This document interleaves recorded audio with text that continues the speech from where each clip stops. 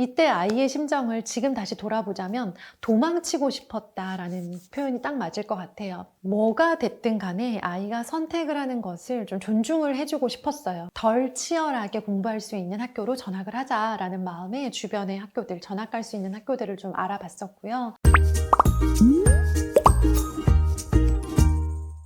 안녕하세요. 반갑습니다. 이은경입니다. 칭찬하셨나요? 오늘은 정말 저의 개인적인 이야기지만 우리 구독자님들께는 도움이 되실 수도 있겠다라고 생각되는 그런 이야기를 좀 드리려고 합니다.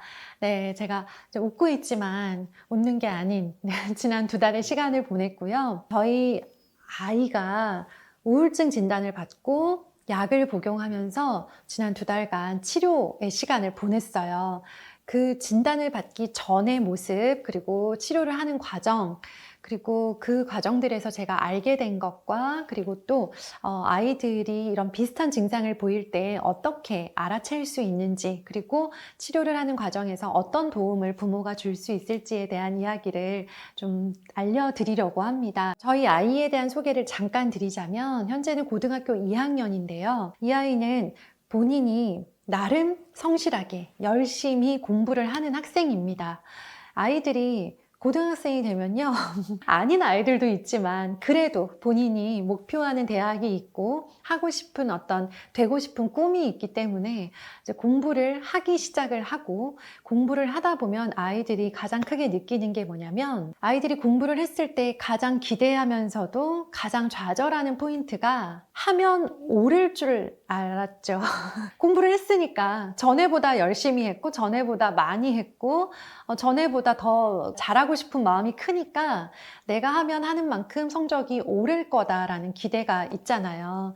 이게 공부를 하지 않으면 별로 이런 기대치가 높거나 스트레스가 크지도 않겠죠. 그런데 이제 공부를 시작하는 아이들은요, 본인이 힘들었기 때문에 하고 싶어서 하는 게 아니라 해야 되니까 내가 해봐야지, 그리고 또 잘해야지, 목표가 있으면 목표를 달성해야지라고 하는 마음이 있기 때문에 거기에서 이제 계속 열심히 노력은 하는데요. 대부분 중고등학생들 그리고 초등학생까지도요, 이런 학업적인 스트레스를 받는 이유들을 살펴보면 다 그런 건 아니지만 공통된 부분이 뭐냐면, 했는데 한 만큼, 내가 기대한 만큼 결과가 따라주지 않을 때 이제 좌절을 하게 되는 거죠.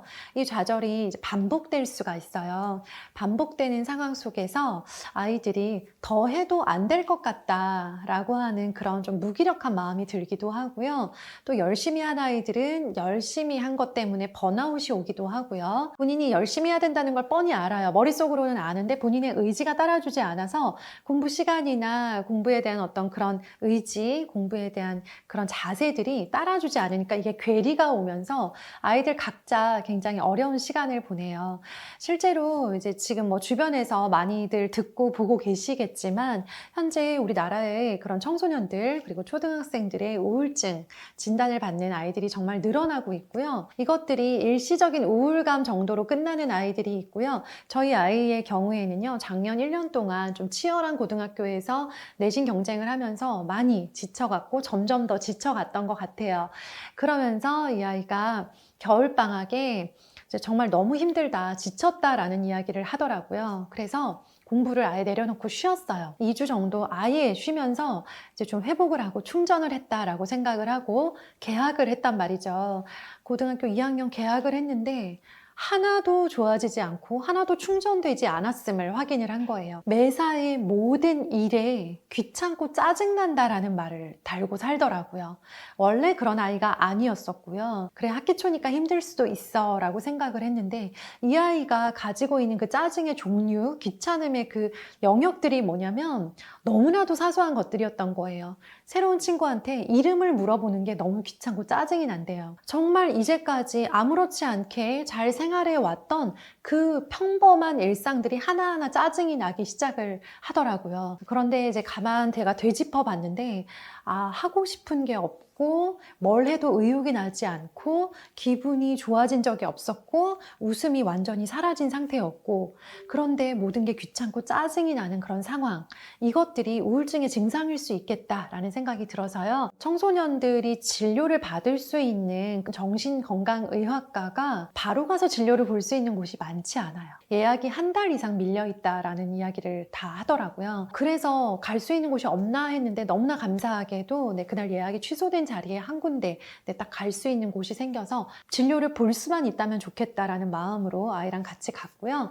가서 이제 아이의 증상에 대해서 말씀을 드리고 셀프 체크를 해서 그걸 종합을 하시더니 이제 지금 치료가 필요한 상황이 맞다라고 말씀을 하시더라고요. 처음에 약을 먹기 시작을 했는데 생각보다 차도가 없는 거예요. 약의 용량을 워낙 적게 시작을 했기 때문에 약을 먹었는지 아닌지도 구분하기 어려운 정도로 약효가 돌지 않더라고요. 그래서 여전히 계속 힘들었고 그러다 보니까 무기력한 상태에서 계속 그냥 자고 싶고 누워있고 싶고 아무것도 하고 싶지는 않고 친구도 만나고 싶지 않고 학교를 가고 싶지도 않고 이때 아이의 심정을 지금 다시 돌아보자면 도망치고 싶었다라는 표현이 딱 맞을 것 같아요. 뭐가 됐든 간에 아이가 선택을 하는 것을 좀 존중을 해주고 싶었어요. 덜 치열하게 공부할 수 있는 학교로 전학을 하자라는 마음에 주변의 학교들, 전학 갈 수 있는 학교들을 좀 알아봤었고요. 한 2주 정도 저희가 계속 저녁마다 모여서 계속 회의를 했어요.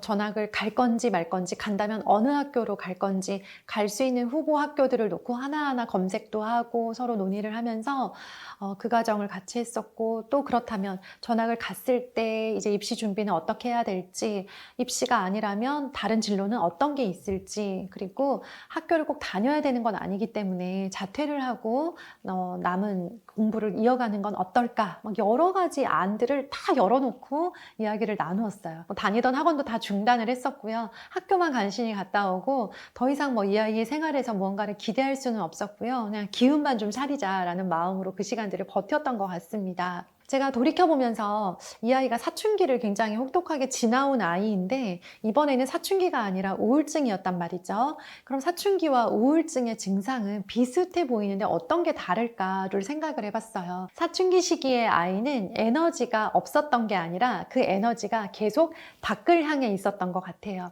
집안에서 맨날 누워있고 맨날 짜증인데요. 나가서 친구들이랑은 늘 즐겁고 계속 운동하고 틈만 나면 나가서 친구들과 무엇을 할까 그 에너지와 그 관심이 밖에 향해 있었고요.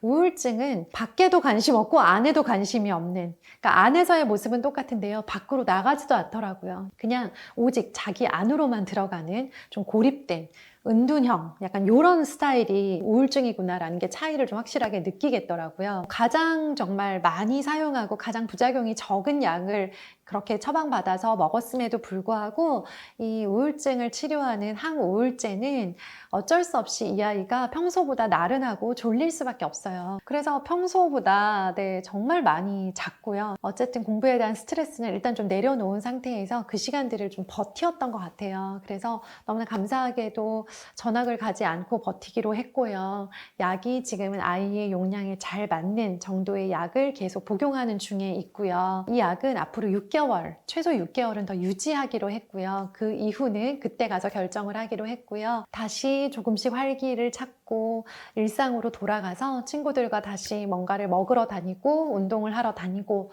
학교에서도 엎드려 자기보다는 이제 친구들과 대화도 나누고 힘들어도 웃고 힘들어도 친구들과 이겨내던 그 모습들을 회복해 가고 있는 것 같더라고요. 아직 정말 이렇게 정상 궤도에 올랐다고 볼 수는 없는데요.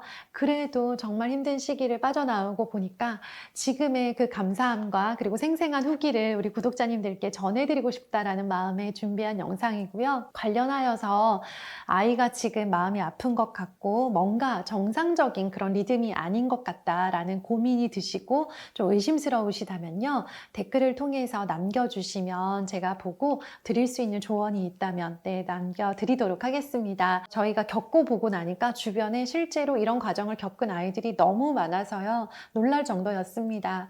자, 그러니까 부끄럽게 생각하시거나 잘못이라고 생각하지 마시고요. 이 과정 또한 아이들이 커가는 과정일 수 있다라고 좀 편안하게 생각하시고 아이들 잘 관찰하셔서 아이들이 힘들어할 때 적절한 도움을 주실 수 있는 그런 부모님들 되셨으면 좋겠습니다.